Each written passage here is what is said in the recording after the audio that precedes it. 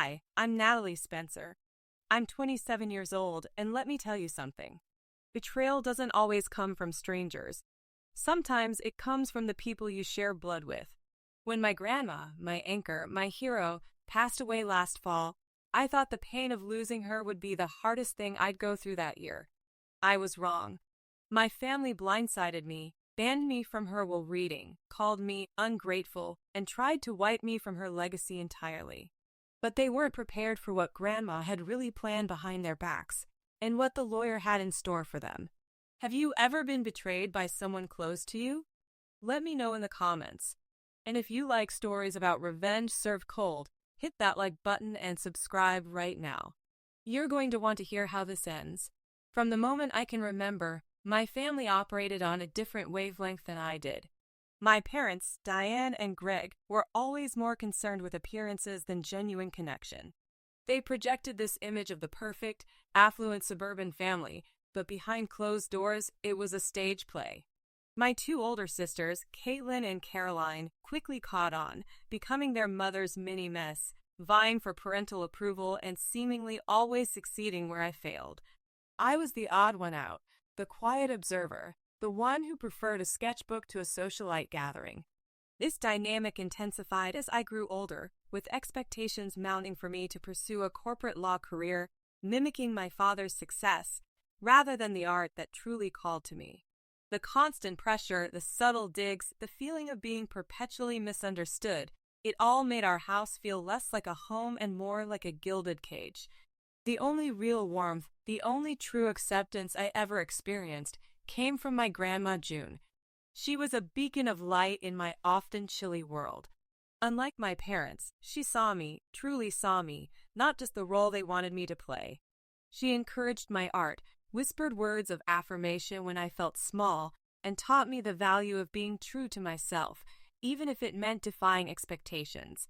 She was the one who championed my dreams, who made me believe they weren't just childish fantasies, but viable paths. Losing her was a devastating blow, a raw, aching void that no one else could fill. But as her health declined and then, tragically, as she passed, I began to see the true colors of my family's greed. They circled, not in mourning for a beloved matriarch, but like vultures sizing up their prey, ready to carve up her legacy for their own gain. The veneer of civility began to crack, revealing the cold, calculating individuals underneath. I knew then that the battle for Grandma's spirit and her material wishes was far from over. And I had no idea just how personal and how cruel they were prepared to be, and why family always had a very specific vision for my life, a vision that had no room for my own aspirations. My parents, Diane and Greg, were experts at maintaining an impeccable facade. Their lives revolved around cocktail parties, country club memberships, and cultivating an image of effortless success. Substance, it seemed, was secondary to appearances. My two older sisters, Caitlin and Caroline, thrived in this environment. Caitlin, the eldest, was a sharp, ambitious career woman who mirrored my mother's drive for social ascent. Caroline, the middle child, played the role of the devoted daughter, always seeking validation and subtly undermining anyone who might threaten her perceived position. They were the golden children, celebrated for following the pre-approved path. And then there was me. I was the anomaly, the square peg in their perfectly round hole. While they discussed mergers and social engagements, I dreamed of vibrant colors on canvas. My parents demanded I pursue corporate law, assuring me it was the only respectable path to a secure future. They saw my artistic inclinations as a childish hobby, a whimsical distraction from the serious business of life. My art was often dismissed, sometimes openly mocked, as something frivolous, something that would never amount to anything. The constant pressure to conform, to abandon my creative spirit for a life dictated by their expectations, was suffocating. Every family dinner felt like an interrogation, every casual conversation a subtle reinforcement of their judgment. Grandma June was my sanctuary. She was the one who saw beyond the carefully constructed walls of my family. She saw my passion, my quiet determination, and my deep connection to beauty and expression. While my parents lectured me on billable hours, Grandma would sneak me art supplies, take me to museums, and share stories of artists who dared to live unconventional lives. She taught me that true value wasn't found in a hefty bank account or a prestigious title, but in living a life authentic to yourself. She nurtured the part of me that my family tried desperately to extinguish. She was my confidant, my biggest supporter, and the only one who truly understood the quiet rebellion simmering beneath my compliant exterior. When Grandma June's health began to fail, a chilling shift occurred within my family. The polite smiles and carefully curated conversations gave way to hushed, speculative whispers about her estate. It was as if a switch had been flipped, and the vultures began to circle. My parents and sisters, who had often treated Grandma as a somewhat charming but ultimately peripheral figure, suddenly became intensely interested in her well-being, though their concern felt hollow, laced with an undeniable undercurrent of avarice. Their questions weren't about her comfort, but about her assets, her property, her investments. It was sickening to witness. The subtle digs at me, labeling me lazy or unambitious, grew louder, more pointed, as if to justify my inevitable exclusion from whatever Grandma might possess. Their greed was palpable, a dark cloud gnawing over what should have been a time of shared sorrow. It was clear that loyalty in my family was not built on love, but on perceived financial gain. And I, with my artistic aspirations and lack of corporate drive, was clearly not seen as a worthy recipient of any inheritance. This became painfully obvious even before Grandma had passed, and it only intensified once she was gone. Growing up, my parents were, as I've mentioned, intensely focused on their social calendar and professional ambitions. This often meant long hours out of the house, leaving my sisters and me in the care of various nannies, or more often than not, Grandma June. She lived close by in a charming, slightly worn colonial house that always smelled of fresh-baked cookies and old books. Her home was a stark contrast to the sterile perfection of ours, and it quickly became my refuge. It was at Grandma June's knee that I learned about compassion, about the beauty in imperfection, and about the quiet strength of standing firm in your beliefs. She taught me to read, helped me with my homework, and most importantly, listened. She listened without judgment, without trying to correct or reshape me into someone I wasn't. Despite Grandma June's pivotal role in my upbringing, my family always labeled me rebellious and ungrateful. My defiance wasn't loud or aggressive. It was a quiet refusal to conform to their rigid expectations. I didn't want to attend the prestigious law conferences with my father. I wanted to spend hours lost in my sketchbook. I didn't care about the latest designer trends. I preferred comfortable, paint-splattered clothes. This inherent difference made me a constant target. Dinners at our house were often excruciating. It wasn't uncommon for my mother, with a serene smile, to suggest I try harder to fit in, or for Caitlin to make a thinly veiled jab about my lack of ambition. Caroline would then chime in, playing the innocent victim, saying something like, "Oh, Natalie, don't be so sensitive. They only want what's best for you." These exchanges were designed to exclude me, to make me feel like an alien in my own home. I was mocked for my artistic pursuits, guilt-tripped for not wanting to follow in their footsteps, and consistently made to feel like I was a burden, an embarrassing deviation from the family's carefully crafted image. The irony was not lost on me when, years later, Grandma June fell ill. My parents were busy with their charity galas and golf outings. My sisters were consumed by their demanding careers and social lives, offering only brief, obligatory visits. But I was there. I was the one who canceled my own plans, who sat by her bedside for hours, holding her hand, reading to her, talking about anything and everything. I was the one who quietly made sure she had fresh water, that her pillows were fluffed, that she was never alone. There were no grand gestures, no fanfare, no expectation of reward. It was simply love, pure and uncomplicated. While the rest of the family continued their lives as if nothing significant was happening, I absorbed every moment, every shared look, every fragile breath. I held on to those quiet, intimate moments, knowing they were precious beyond measure. I was simply being me, the devoted granddaughter who understood the true meaning of family, a meaning my parents and sisters seemed entirely oblivious to.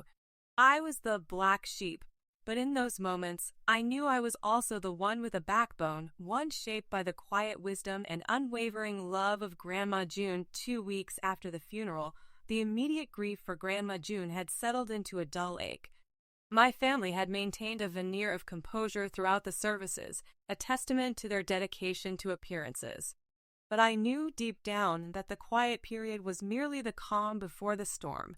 The discussions about Grandma's estate had already begun in hushed tones, carefully veiled from my hearing, like a bad secret they hoped I wouldn't uncover. I braced myself for what I knew was coming, but nothing could have truly prepared me for the callousness with which it was delivered. My mother, Diane, called me on a Tuesday morning. Her voice was flat, devoid of any warmth, carrying the same clipped efficiency she used when dictating instructions to household staff. "Natalie," she began, without bothering with any preliminary pleasantries, "I'm calling about the will reading." My heart hitched. This was it. It's scheduled for next Monday at the family lawyer's office. "However," she continued, her voice hardening almost imperceptibly, "you don't need to come. Grandma left things to those who actually appreciated her and devoted their time to her." The words hung in the air, cold and sharp, like shards of ice. I gripped the phone tighter, my knuckles white.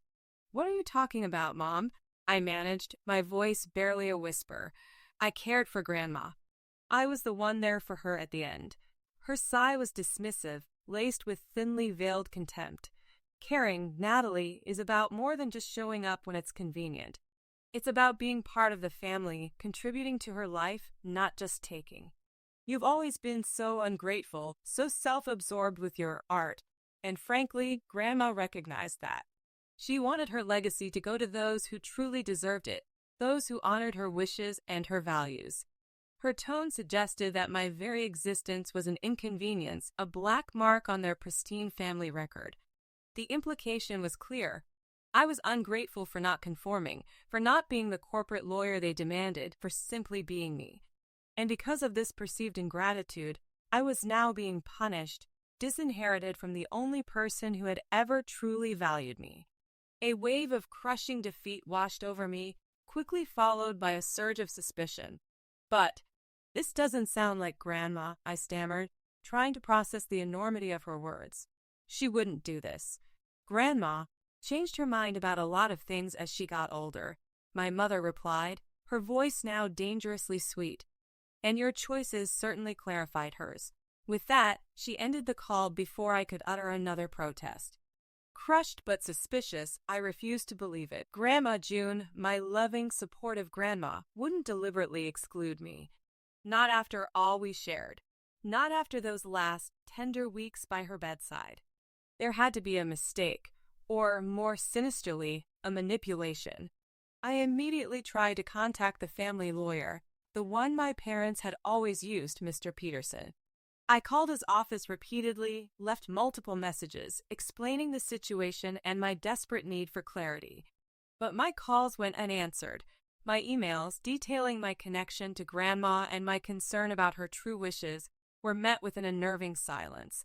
I was ghosted. It became agonizingly clear that the legal channels my family controlled were entirely closed off to me. They had erected a wall, silencing me completely, trying to erase me from Grandma's story.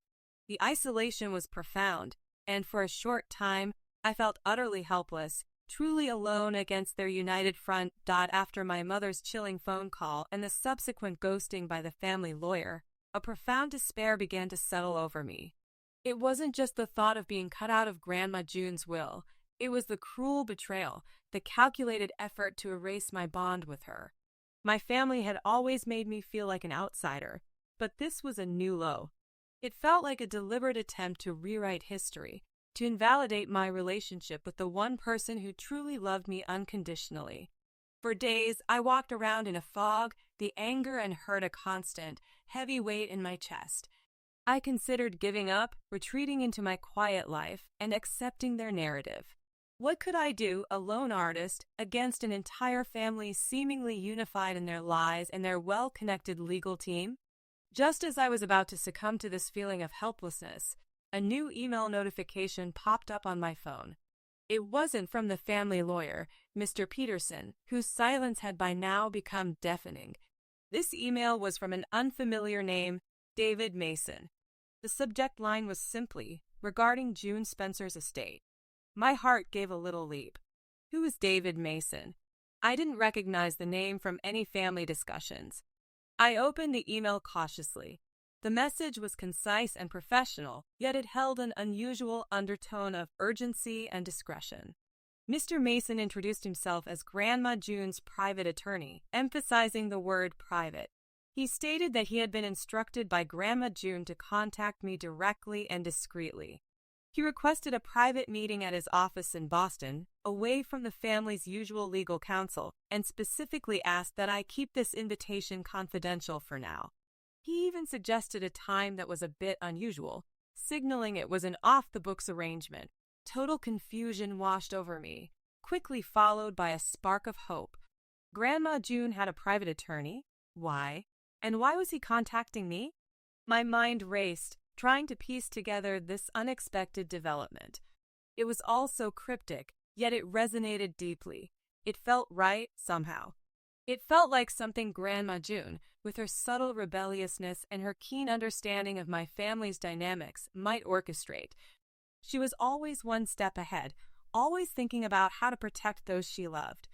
The request for discretion was particularly intriguing. It hinted that something significant, something my family was unaware of or actively trying to suppress, was at play. My initial impulse was to immediately reply, to demand answers, but I paused. David Mason's email had a deliberate, careful tone. It asked for trust, for an understanding that this was a sensitive matter. Against my emotional turmoil, a calmer, more strategic part of me emerged. If Grandma June had gone to such lengths, there had to be a reason. My curiosity, ignited by this mysterious message, began to overshadow my despair. I agreed to the meeting, confirming my availability for the date and time he proposed. I didn't ask questions in my reply, choosing to respect his request for discretion. A sense of cautious optimism began to bloom. This was my chance, my only chance, to understand what had truly happened, to discover if my family's narrative about Grandma's will was indeed the carefully constructed lie I suspected it was. The thought of this secret meeting, this hidden thread in Grandma's carefully woven plan, filled me with a determination I hadn't felt in weeks. I was confused, unsure of what awaited me in his office, but I was also ready. Ready to uncover the truth, whatever it might be. The drive to Boston felt surreal. My mind raced with possibilities, oscillating between wild optimism and crushing apprehension. What if this was all a misunderstanding? What if David Mason had the wrong Natalie Spencer? When I finally arrived at his office, it was exactly as I had imagined from his email. Discreet, professional, and entirely separate from the opulent, old money law firms my family frequented. The waiting room was quiet, the air hushed, a stark contrast to the chaotic, emotional landscape I had been navigating. David Mason himself was exactly what a discerning legal professional should be, calm, composed, with sharp, intelligent eyes that seemed to take in everything. He greeted me with a polite, almost comforting smile and ushered me into his private office. The walls were lined with books, and the desk was meticulously organized, a clear indication of a precise mind. He gestured for me to sit, and without preamble, he began. "Natalie," he started, his voice measured. "I apologize for the indirect approach, but it was essential to honor your grandmother's wishes for discretion. June Spencer was a remarkable woman, highly intelligent, and incredibly intuitive. She foresaw precisely the kind of family dynamics that might unfold after her passing, especially concerning her estate." My eyes widened. He knew. Grandma knew what my family was capable of. A wave of relief, tinged with sadness, washed over me.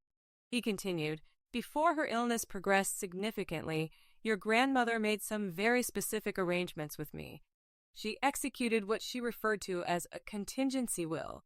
This was not her primary will, which, as you know, is being handled by Mr. Peterson. This contingency will was designed to activate only under specific circumstances primarily. if she felt her other children might attempt to manipulate or dismiss her true intentions regarding her most cherished assets. He then explained that this contingency will, along with a collection of personal items, was held under lock and key in a private safe deposit box that only he and Grandma June knew about.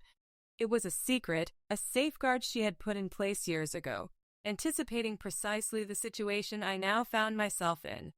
Your grandmother was very clear, he said, looking directly at me, that if you were to be excluded from the initial will reading, if you were to be disparaged or denied what she intended for you, then this contingency plan was to be activated immediately. He pushed a small, engraved key across the desk towards me. This key, Natalie, is for a safe deposit box. Inside, you will find the contingency will, along with numerous other documents, letters, photographs, and even some audio recordings. These are all addressed to you. Your grandmother meticulously documented her wishes and her reasons behind them. She wanted to ensure there was an undeniable record of her intentions in her own voice in case she couldn't be there to defend them herself. My hand trembled as I picked up the key. It felt heavy, not just with the promise of inheritance, but with the weight of Grandma's profound love and foresight. She hadn't left me alone. She had planned for this, creating a lifeline, a whisper from beyond to protect me from the very betrayal I had just experienced. The thought brought tears to my eyes. This wasn't just about money or property. It was about vindication, about Grandma's unwavering belief in me, a belief that transcended even death. This secret safe deposit box wasn't just a place for documents. It was a testament to her profound love and her brilliant, strategic mind. My family might have tried to wipe me from her legacy, but Grandma had ensured her true legacy was waiting for me, held within these secret walls. With the safe deposit box key clutched tightly in my hand, Mr. Mason and I made our way to the bank. The process was swift and discreet, a testament to Grandma June's meticulous planning. Inside the box, nestled among bundles of old photographs and a few worn journals, was a thick legal envelope and a handful of small, labeled cassette tapes. The very sight of them sent a powerful wave of emotion through me. This wasn't just paper. This was Grandma's voice, her heart reaching out from beyond. Back in Mr. Mason's office, with a solemn nod, he handed me the most important document. This is the revised will, Natalie. Your grandmother's true wishes. My hands trembled as I opened it, my eyes scanning the legal jargon until they landed on the provisions. What I read took my breath away. Grandma June had left me her house in Vermont. Not just a token, but her beloved home nestled in the mountains where we had spent countless summers, where she truly nurtured my spirit. But that wasn't all. My eyes darted lower. A substantial trust fund, totaling $1.2 million, was explicitly set aside for me. The amount stunned me. It was far more than I had ever imagined, a true testament to her deep generosity and belief in my future. Then there was another provision, one that truly brought tears to my eyes. Ownership of a small art studio in Burlington. It specified the address, a charming little space with large windows in a burgeoning arts district. Grandma had secretly bought it, refurbished it, and held it as a direct tribute to my dreams, a physical manifestation of her unwavering support for my artistic journey. It was a place designed for me, for my creativity, for my future. This wasn't just money. It was freedom, validation, and a tangible foundation for the life I had always yearned for. She had truly known me better than anyone. Interspersed with the legal documents were personal letters, dated and written in Grandma's elegant hand. They spoke of her love, her pride in my resilience, and her profound understanding of the difficult family dynamic I endured. She explained her foresight, her concern that her other children might try to undermine her intentions, and how she had carefully instructed David Mason on how to proceed. The cassette tapes contained recordings of her speaking directly to me, her voice now frail but full of love, reiterating her wishes and offering heartfelt advice. She spoke of her disappointment in her children's greed, but also of her hope that I would use my inheritance not just for myself, but to bring good into the world, to continue her legacy of quiet kindness. As I absorbed the magnitude of Grandma's gifts, David Mason's voice brought me back to the present. He was watching me, his expression serious. "Natalie," he said, "this will is legally sound. Every provision is meticulously documented, and we have ample evidence, including these recordings and letters, to prove your grandmother's clear intent and mental competence at the time she executed it. However," he paused, his gaze unwavering, "your family is going to fight this tooth and nail. They will be furious. They will likely accuse you of manipulation, forgery, anything to discredit this will. Are you prepared for that battle?" The question hung in the air. I looked down at the documents, at Grandma's familiar handwriting. The shock was starting to wear off, replaced by a fierce resolve. My family had tried to erase me, to steal not just money, but Grandma's love, to rewrite her story. But Grandma had given me the power to fight back. I looked up at Mr. Mason, a new strength hardening my resolve. "Yes," I said, my voice steady, "I'm ready. Let them fight." This was more than just an inheritance. It was Grandma's final act of love, her vindication, and my chance to reclaim my place and honor her true wishes. Thanksgiving dinner at my parents' mansion had always been an exercise in performative family bonding. This year, it was destined to be a different kind of performance. With David Mason's warning ringing in my ears and Grandma's newly discovered will and messages giving me an unshakable resolve, I decided to make an appearance. Uninvited, of course. My mother hadn't acknowledged my existence since her frosty phone call, and I hadn't reached out. But this was an opportunity I couldn't pass up. This was my stage. I arrived precisely when dinner was being served, the clinking of silverware and polite chatter abruptly ceasing as I walked through the grand entryway. My parents, Diane and Greg, looked like perfect hosts, impeccably dressed. My sisters, Caitlin and Caroline, were already settled at the polished mahogany table, their expressions a mixture of smugness and self-importance. Silence descended, thick and palpable. My mother's eyes narrowed, her smile freezing on her face. "Natalie," she managed, her voice dangerously low, "what are you doing here?" I met her gaze directly, holding my head high. "I'm here for Thanksgiving dinner, Mother." Just like family should be. I moved gracefully towards the dining room, taking in the shocked faces of my extended relatives, some of whom I hadn't seen in years. The air crackled with anticipation. "You're not welcome," Caitlin spat, dropping her napkin dramatically. "After what you tried to do, trying to manipulate Grandma's memory." I cut her off, my voice calm but firm, carrying effortlessly across the silent room. "Manipulate, Caitlin?" "No, but I do have something to share that might clarify a few things about Grandma June's true wishes." I paused, letting my words sink in, watching their carefully constructed composure begin to crack. It seems Grandma was even more astute than any of us gave her credit for. She anticipated precisely the kind of drama that would unfold regarding her estate, and she took measures to ensure her final wishes were honored, regardless of who might try to circumvent them. My mother's face contorted, a flicker of fear crossing her eyes. "What preposterous nonsense are you talking about?" "I'm talking about Grandma's real will," I stated, pulling a neatly folded document from my purse. "The one she prepared with her private attorney, David Mason.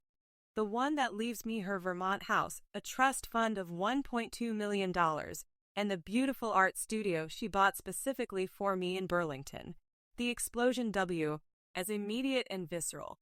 My father, Greg, who typically preferred to remain passively in the background, rose from his seat, his face scarlet. "This is outrageous. A forgery. You're trying to defraud us." Caitlin shrieked, "You manipulative little schemer. You think you can just waltz in here with some fake document and steal what rightfully belongs to us?" Caroline, ever the victim, started to cry dramatically, accusing me of taking everything from them.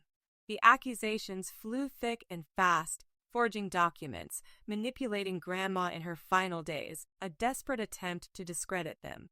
Their fury was a monstrous beast, unleashed and roaring. They attacked my character, my motives, my very sanity, hoping to drown out the truth in a deluge of manufactured outrage. But I stood my ground, my newfound strength serving as an impenetrable shield. When a momentary lull in their tirade occurred, I looked at each of them, starting with my mother, then my father, and finally my sisters. My voice was steady, filled with the quiet power of truth. You've always treated me like an outsider, haven't you? Like I was less than, not good enough, never capable of achieving anything worthwhile unless it fit your narrow definition of success. You've dismissed my passions, undermined my choices, and now you've tried to erase me from Grandma's legacy. But Grandma, I met my mother's furious gaze, then turned my eyes to my sisters, who were still sputtering with rage. Grandma? She knew who I really was. She saw me for who I am, not who you wanted me to be. And she made sure her love and her inheritance would go to someone who truly cherished it, just as she cherished me. The room was silent again, but this time it was their silence born of shock and the dawning realization that their carefully executed plan had not only failed, but was about to spectacularly backfire, and why family's fury at Thanksgiving was not an empty threat. The very next day, a summons arrived. They were suing. My parents and sisters, united in their outrage, filed a formal challenge to Grandma June's contingency will, alleging undue influence, lack of testamentary capacity, and even forgery. Their legal team, undoubtedly far more imposing than Mr. Peterson's usual local counsel, painted a picture of me as a manipulative, opportunistic granddaughter who had preyed on my frail, elderly grandmother. It was a vicious, calculated attack, designed not just to invalidate the will but to destroy my reputation and drain my resources. But I wasn't alone. David Mason moved with quiet efficiency. He welcomed the challenge, seeing it as the inevitable, crucial step in fulfilling Grandma's ultimate plan. He assured me that Grandma June had prepared for this exact scenario. Her foresight was truly astonishing. David immediately began building our defense, assembling a watertight case based on the meticulous documentation Grandma had left behind. The core of our defense rested on Grandma's undeniable mental competence and her clear, expressed intentions. We had the signed and witnessed contingency will, expertly drafted by David years ago. We had her multiple letters, written over different periods, detailing her reasons for these specific bequests and her concerns about her other children's potential financial motives. Most powerfully, we had the audio recordings. Grandma June's voice, clear and concise, explaining her choices, even predicting her children's eventual resistance. There were even video clips, recorded discreetly by David on several visits, showing Grandma engaging in sharp, lucid conversations about her estate, further cementing her capacity. These weren't just words on paper. They were intimate insights into Grandma's mind, her desires, and her profound understanding of her family's true character. My parents and sisters, through their lawyers, initially dismissed these as fabrications, but David Mason meticulously presented them as unassailable evidence. He counted every one of their allegations with a precise, documented fact from Grandma herself. The legal process dragged on for months, a grueling war of attrition.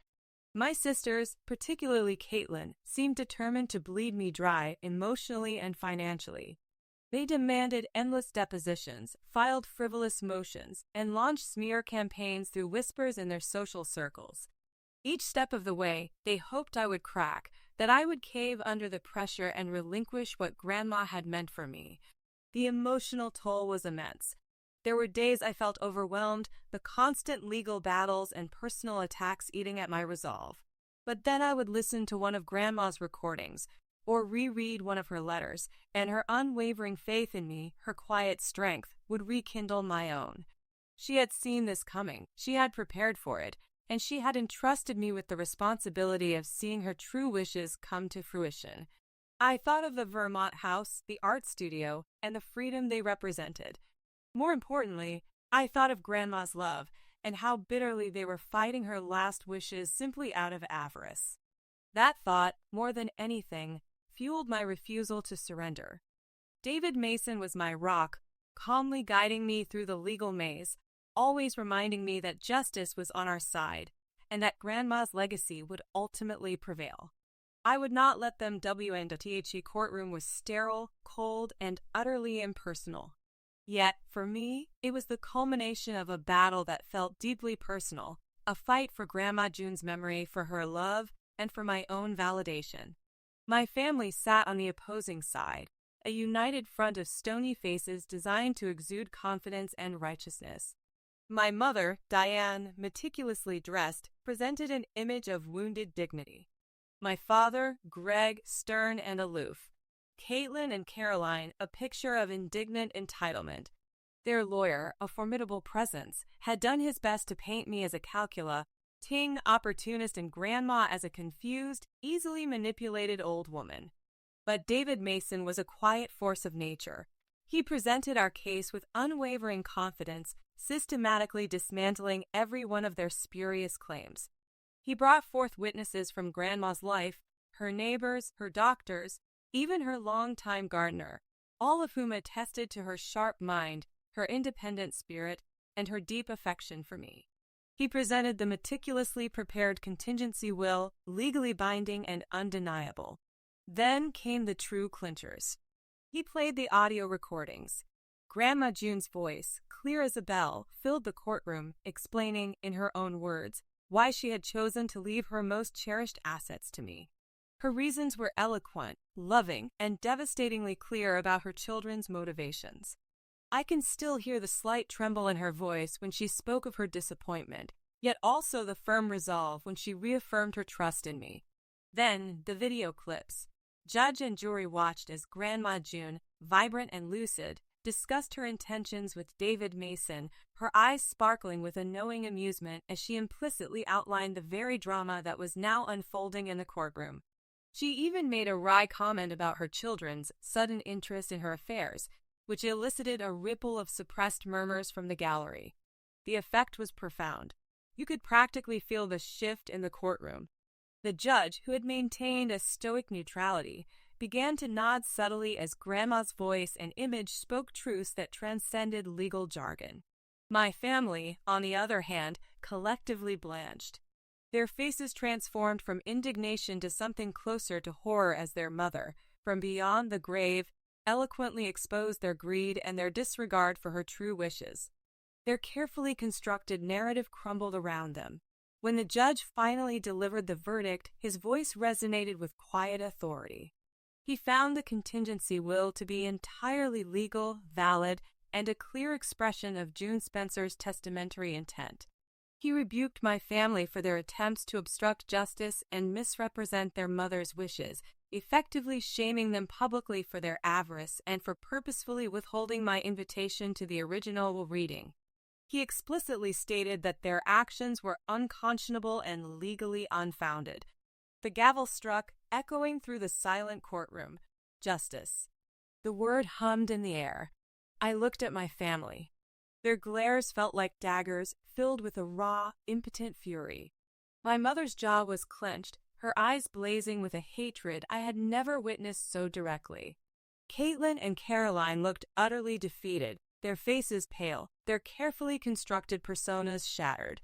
They had lost. Not just the legal battle, not just the money they so desperately coveted, but their carefully maintained image, exposed for the world to see. I walked out of that courtroom, with my head held high, a profound sense of dignity settling over me. The relief was immense, but it was more than just winning a case. It was Grandma's love validated. It was her legacy protected. And it was my spirit truly free. The Teachy court case was concluded, the verdict undeniable. The dust settled, leaving my family publicly shamed and me, finally, free to embrace Grandma June's incredible legacy. The first thing I did, after thanking David Mason profusely, was visit the art studio. This wasn't just a building. It was a dream manifested, a physical monument to Grandma's belief in me. The address led me to a charming, brick-fronted building tucked away on a quiet street in Burlington, Vermont, exactly as her will had described. The exterior was unassuming, but as I unlocked the door and stepped inside, I was met with a flood of natural light pouring in from large, multi-paned windows. The space was open, airy, with high ceilings and polished concrete floors, clearly designed with an artist in mind. There were work tables, shelves for supplies, and an overall sense of quiet potential. But what truly stopped me in my tracks was a small, unassuming wall in the far corner. Mounted on it, under a strategically placed spotlight, was a portrait. My heart hitched in my chest. It was a portrait I had drawn of Grandma June when I was 16. I remembered the day vividly. She was sitting in her favorite armchair, knitting, her spectacles perched on her nose, a soft smile gracing her lips. I had poured my entire teenage soul into that drawing, trying to capture not just her likeness, but her gentle spirit and the love that radiated from her. The lines were a little shaky, the proportions perhaps not perfect, but it captured her. I hadn't seen that drawing in years. I thought I had lost it. But there it was, professionally framed and perfectly positioned, a testament to Grandma's enduring love and her uncanny ability to cherish every piece of me, even the clumsy, early attempts. Seeing it there, in the studio she had bought for me, the studio that symbolized everything she wanted for me, broke something open inside me. I crumbled to my knees, tears streaming down my face, hot and cleansing. They were tears of profound grief for her loss, but also of overwhelming gratitude, of vindication, and of a love so deep it defied description. She believed in me so completely that she had held on to this piece of my past, knowing it would be a foundational piece of my future. Once the initial wave of emotion passed, a profound sense of purpose began to fill me. This studio, this inheritance, was more than just financial security. It was a vehicle for carrying on Grandma June's spirit. She had healed me with her love and encouragement throughout my life, and now I had the means to do the same for others.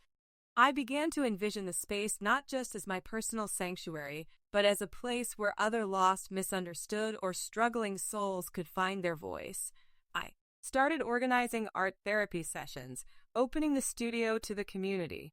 I wanted to help vulnerable teens, isolated seniors, anyone who felt unheard or unseen, to express themselves through the power of creation. It was beautiful, seeing their tentative strokes become confident lines, their hesitant colors blossom into vibrant canvases. Each session was a tribute to Grandma, a continuation of her quiet, powerful legacy of nurturing and healing. I was not just building an art career. I was building a community, a haven, a place where people could find the same unconditional acceptance and encouragement that Grandma June had always given me. And in every brushstroke, every shared smile, every moment of raw, authentic expression, I felt her presence, reaffirming that her love was the truest inheritance of it, and my journey through the past year has been a tumultuous one, a roller coaster of grief, betrayal, and ultimately triumph. Looking back, it's easy to focus on the legal battle, the courtroom drama, and the public vindication. But the true resolution, the real sense of victory, has little to do with the tangible assets I gained. It's about something far more profound. My family lost more than just a legal battle. They lost something truly irreplaceable.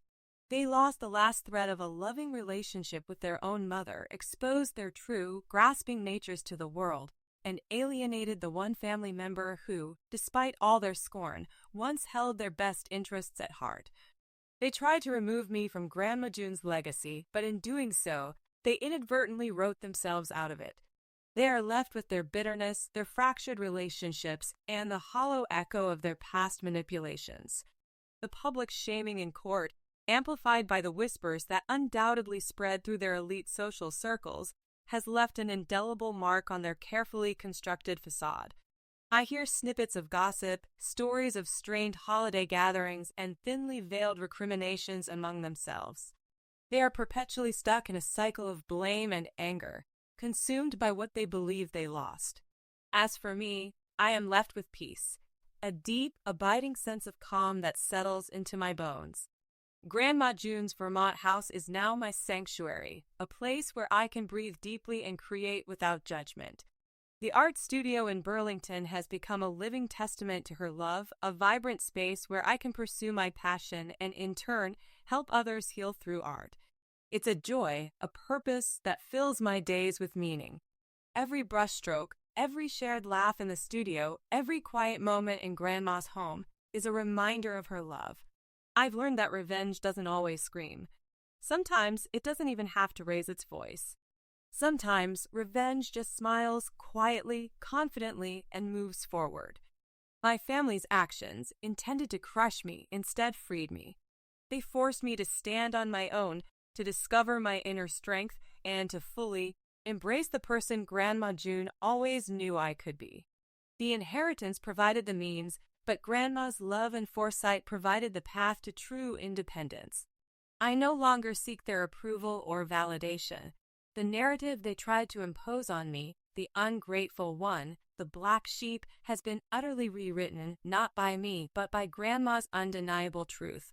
I am not defined by their disapproval, but by the love and belief that one extraordinary woman lavished upon me. And that in itself is the most powerful form of revenge. It's about building a life so full of purpose, peace, and authenticity that their bitterness becomes irrelevant. It's about shining so brightly that their shadows simply fade into nothingness. Blood may be thicker than water, but love, respect, and truth, those are thicker than both. Have you ever had to fight for what's right while standing alone?